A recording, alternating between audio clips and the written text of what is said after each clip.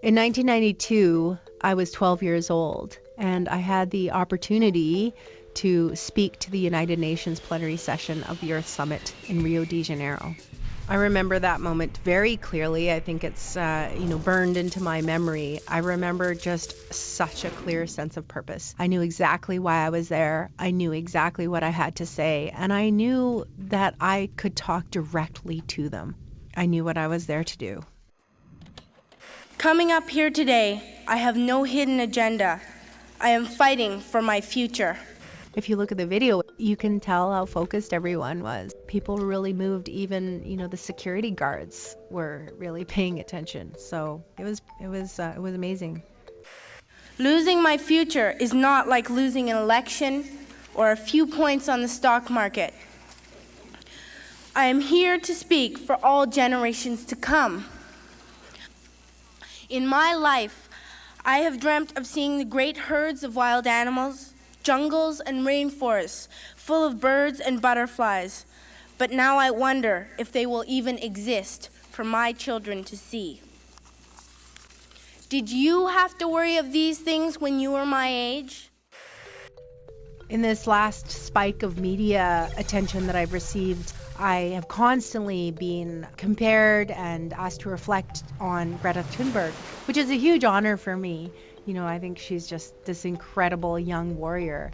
She's just taking it on this whole other level because she's a child of the 21st century. And so the way she's using her Instagram, the way she has really catalyzed a movement, I think is totally incredible, and it's really specific to her moment and who she is at this time.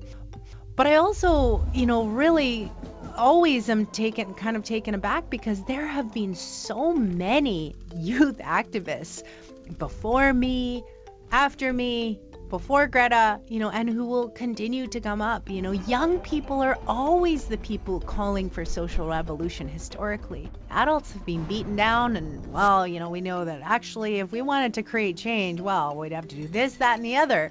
So there's so many reasons that we know of why things can't change. Those take us away from thinking about the bigger picture. And that's what youth have to offer. All they see is possibility. And right now, with this huge, colossal existential challenge that humanity has, we have to harness that attitude of possible rather than impossible. I'm only a child and I don't have all the solutions. But I want you to realize neither do you. If you don't know how to fix it, please stop breaking it. Back in 1992, climate change was on the horizon, and it was identified as going to happen. But it was on the horizon, and today it is here.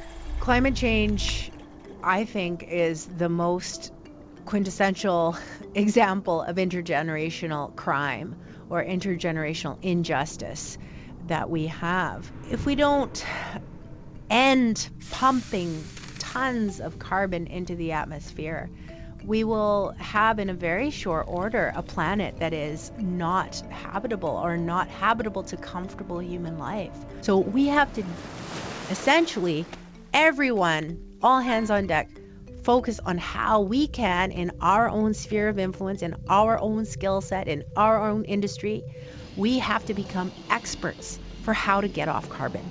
And luckily, we have all the answers. Now we just have to do it, and we have to do it now. My favorite line of the speech, which I believe can sum up the entire speech, is in the last sentence,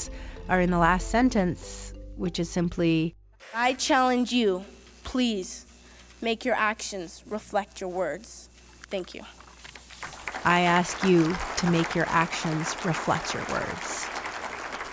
And that really sums up what I think the young people today are, and in past times are asking of our older generations in power. Young people are simply asking adults to be who they say they are and to make their actions reflect their words.